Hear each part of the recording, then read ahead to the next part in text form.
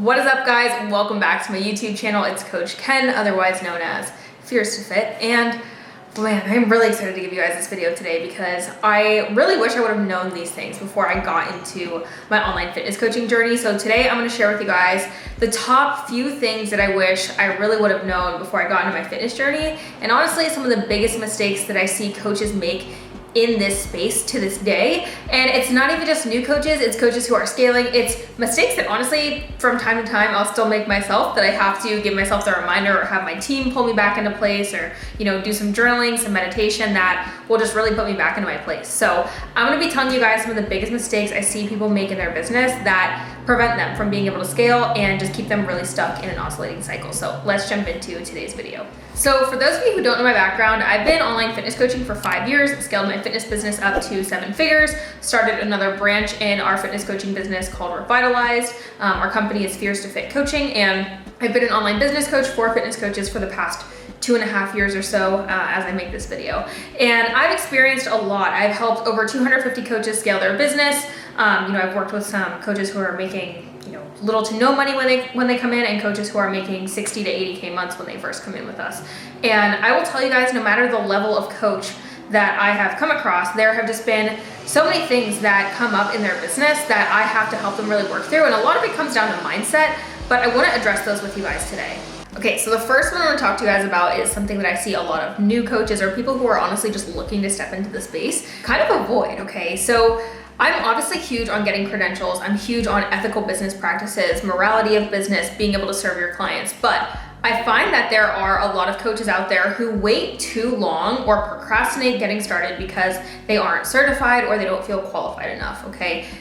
Guys, I did the exact same thing with business coaching. I was 20 when I started business coaching. I was like, who's gonna believe me? Who's gonna listen to me? I didn't feel qualified enough, right? And so obviously that's a little different in the sense that maybe it was more experience-based and it was more of a limiting belief, but a lot of the times with new coaches, I'm all for getting credentials, I'm all for getting certified, but a lot of the times when you first get started, you're not going to master your offer right off the bat. You're not going to give someone a fully blown program, or maybe not know how to give them a fully blown program, right? But if you're on step 4 with somebody, or you're on step 4 for yourself, you can teach somebody else steps 1, 2, and 3, right? So maybe right off the bat, you're not giving them macro breakdowns, you're not giving them full protocols, you're not telling them exactly what to eat, whatever that might look like. But maybe you start off by telling them, hey, let's just focus on some nutritional habit shifts. If you're drinking soda, let's take the soda out. Let's get you in the gym 4 days a week, okay? Let's get you with getting your steps in, on a day-to-day basis, and just giving them small habit shifts that you can, essentially start the lifestyle shift that they're looking for. But waiting until you have 15 different credentials or you have a college degree or whatever it might look like is honestly just a form of procrastination I see so many coaches pour into that doesn't allow them to get started on their business. I was 17 when I started studying for a NASM exam. So when I was 18, I literally went through all the different websites, all the different Quizlets. 4 weeks after I purchased my NASM, I think it was like two to 4 weeks. I don't even know how long it was at this point. I ended up taking my NASM exam not long after I actually turned 18, and I started coaching people just based off of what I had already learned, right? You're gonna master your craft as you go. And of course, the most important thing in my opinion is get your own fitness coach. If you have not had your own fitness coach as a online fitness coach, it is time for you to get your own coach because it's gonna teach you so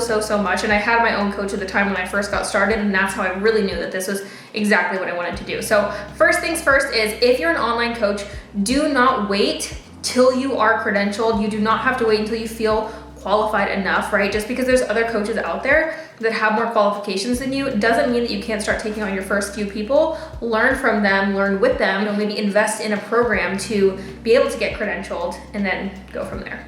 Okay, number 2, this one is so big, okay?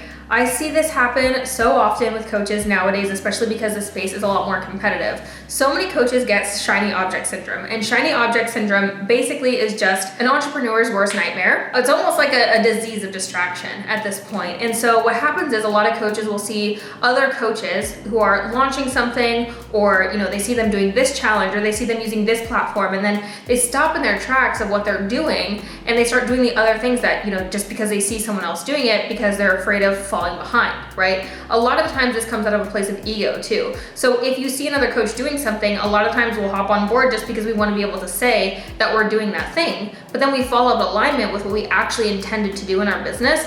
And instead of finishing, this launch, we half-ass this launch, and it doesn't allow for you to go all in on the next launch that you're wanting to do. And so I see so many coaches just get distracted. I see a lot of coaches fall off, what they're currently doing and out of alignment, right? Because there's no track, there's no timeline when it comes to coaching. But if you fall off of what you're currently doing, you're never gonna finish anything. And you're not gonna be satisfied with the results of anything that you're doing if everything is just half done, right? So think about before you get started on something new is, okay, am I doing this because it fully aligns with what I want to do? Or is this coming from a place of ego where I just want to keep up with the Joneses? I want to do what other people are doing. I'm afraid of falling behind, right?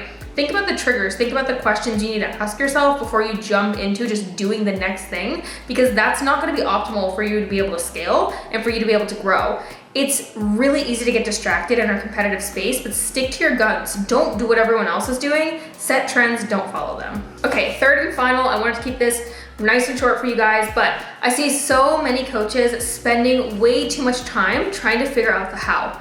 Trying to figure out the how to do with everything, okay? And what I mean by that is a lot of coaches will say to themselves, I wanna get started, or I wanna scale, I wanna make a hire, right? Now, don't get me wrong, it's important to do things the right way. It's important to honestly get mentorship, get guidance. What's really cool about new coaches out there, or just anybody listening, is there are people like me and there are other business coaches out there who have done the things that you need to do. And instead of spending the 5 years it took me to go and learn how to do them myself through trial and error, we can give you those systems, right? They're plug and play. It's super simple, super easy. But it's the mindset behind knowing that you need to do everything perfectly to actually get started with it, right?